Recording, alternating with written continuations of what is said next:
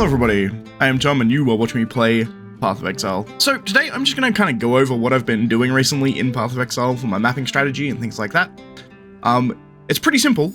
I've been doing some pretty simple strategies, but I've just finished my 50th map of doing this strategy.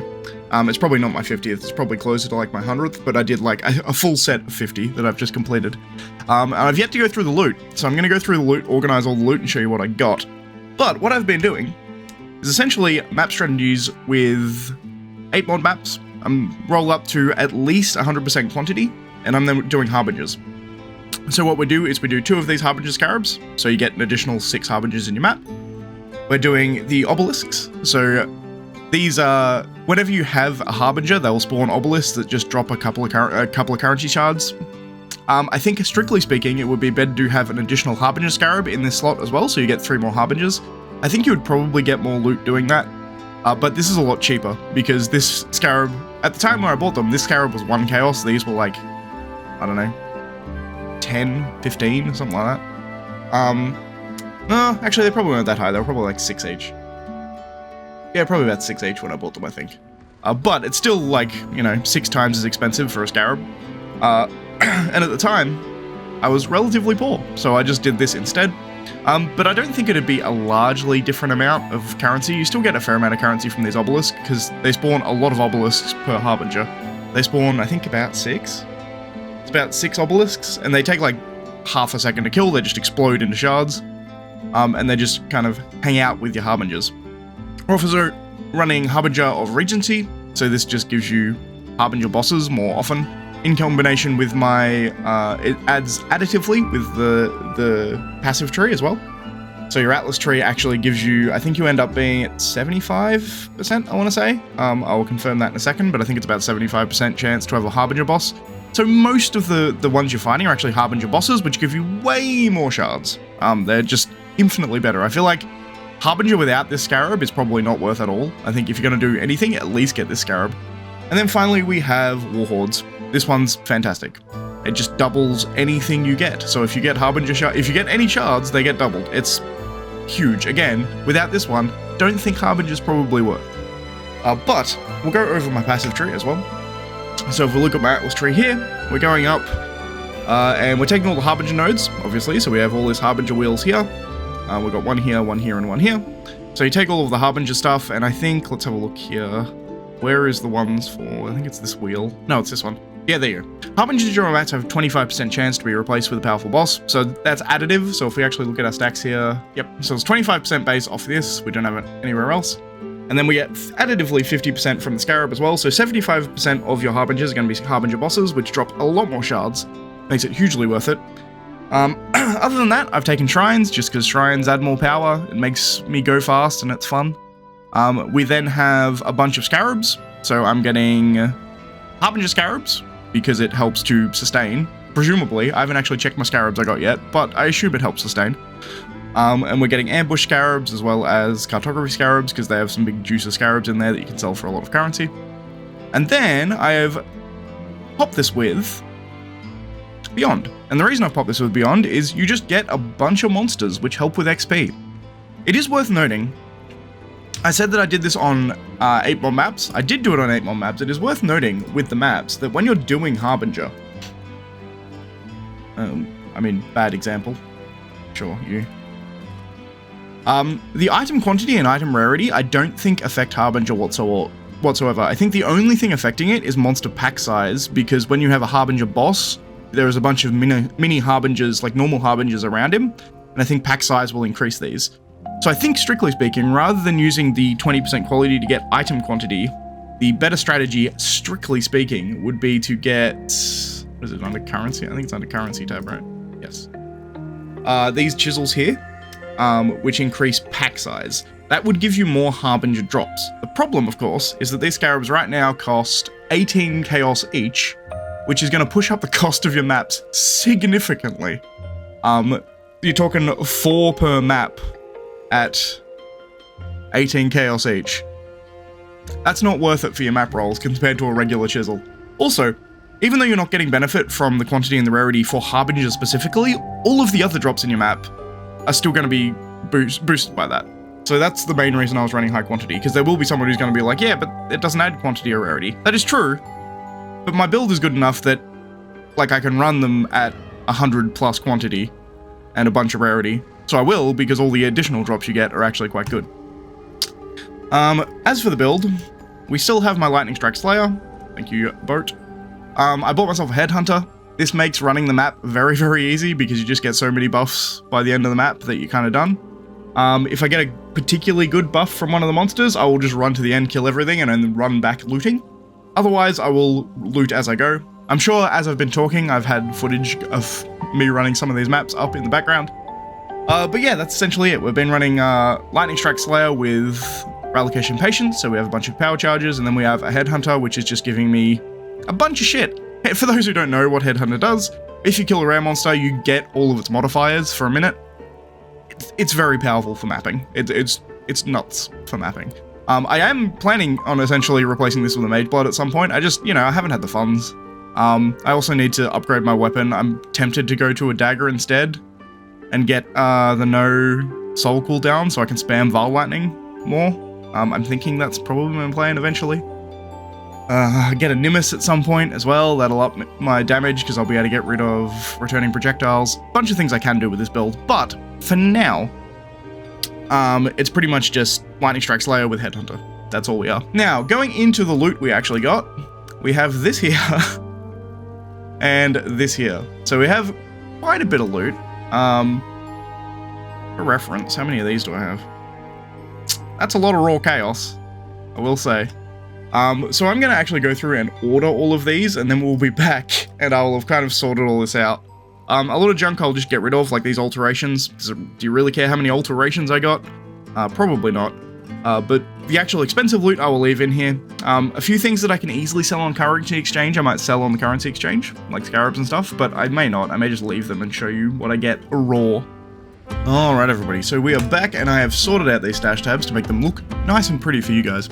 I've also got Wealthy Exile set up, so I'll show you the Wealthy Exile for both of these. The first stash tab here has 42 div of stuff in it, and this map tab here has quote-unquote 12 div. There's probably a bit more in here, because I cut out anything that's worth under about 5 chaos.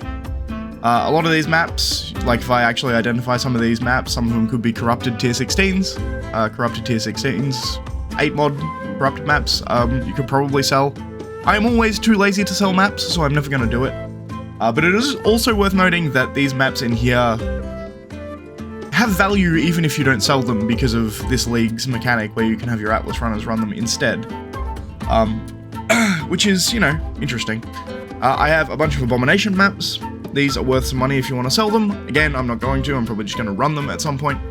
It is also worth noting that the map I chose to do was Beach, which is the reason that all of my tier 17s are Abomination, because the actual tier 17 is like matched to the map that you're doing.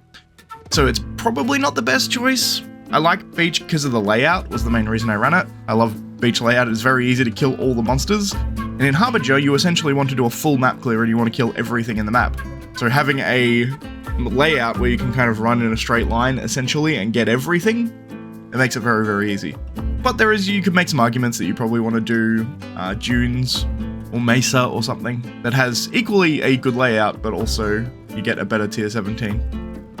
But I also had, where is Beach? Yeah.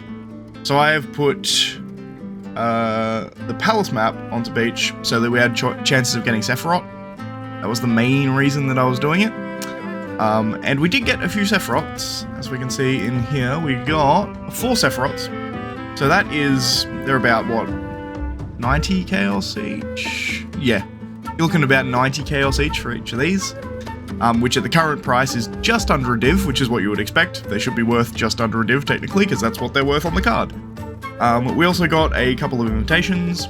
We got 2 Syriac Arcs here, and we also got,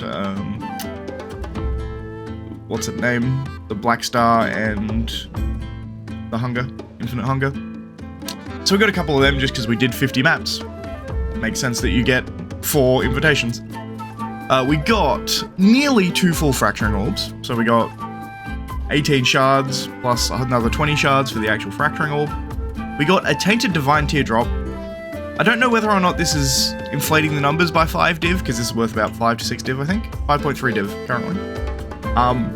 This is a rare drop, but I am running Beyond, and doing 50 maps of Beyond, I don't think it's out of the realm of possibility that you get a Divine Tier drop. They're not super rare. We got 2 flat Divine. Is there anything else particularly notable in here? Not really, aside from a fuck ton of Chaos. Like, Chaos drops crazily in here, because most of the things you're picking up are Chaos Shards, right? 13 Exalts is quite nice. The Ancient Orbs, they will sell for a bit. They are 5.5 Chaos each, so, you know, like that's a lot of Chaos there. And Almanaud's, same thing, if I were to sell these, they're 2.5 Chaos each, 2.6 currently. So, there is some extra Chaos here, which directly links to Divines, right? But it was pretty good. So, as I said, there's 42 div in this one, and there's about 12 div in this one, give or take. There's probably more than 12 div in this one, and probably more than 42 div in this one. I did take out all of the, like, kind of bullshit currency, like all the alterations and transmutations and chances and all that kind of shit. I just chucked them into my main currency vault. But this just together by itself, we're talking about 54 div, let's say, assuming Wealthy Exile is correct, which it's got to be close. It's pretty close to what we're looking at. So 54 div, it took me rolling all the maps. I rolled all of the maps myself when I did it. So altogether, with rolling the maps and the scarabs, it took me about 8 div to roll everything for all 50 maps. So we're looking at a profit of about, what is that, 48 div. It's not bad. Not bad. We also got, like, this here, I've separated the actual Harbinger scarabs out separately. So, you know, these aren't worth a whole lot altogether, but it does give me another, at minimum, 3 runs there without having to buy any more. So that's something. We also got the extra Harbinger scarabs, which helps sustain, as it were. I also don't know how many, I guess we can check. I still had Beach running, so we still got, what, 1, 2, 3, 4, 5, 6, 7, 8, 9, 10, 11, 12, 13. 16 maps that are Beach. So, you know, there's a bit of self-sustain in it, not really. You are going to have to probably go in and out, or do a different map when you're running this, just to keep your economy up. But all in all, I'm quite happy with what we got. Fun strat as well.